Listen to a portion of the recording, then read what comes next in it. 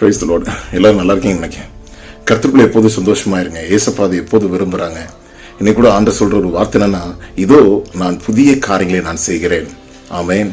ஆனா ஆண்டவர் ஒரு கண்டிஷன் சொல்றாரு, ஆனாலும் நீ முந்திலே நினைக்க வேண்டாம், பூர்வமனிலே சிந்திக்க வேண்டாம். ஆமென்.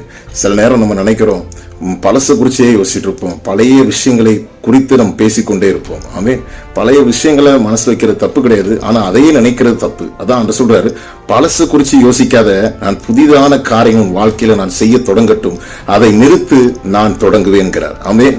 பழசத்தை நிறுத்து, நான் புதிதான காரியங்கள் உங்க வாழ்க்கையில நான் செய்வேன்கிறார். ஆமென்.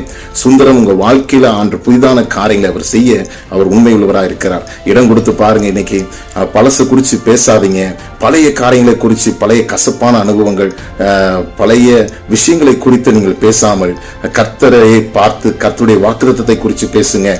ஆண்டவரை பார்த்து சொல்றேன், ஆண்டவரை புதிதான காரியங்களை நீங்க செய்ய போவதற்காக சோத்திரம்பா, நன்றிப்பான்னு சொல்லி கர்த்தருடைய நாமத்தை உயர்த்தி பாருங்க. அதனால கவலைப்படாதீங்க.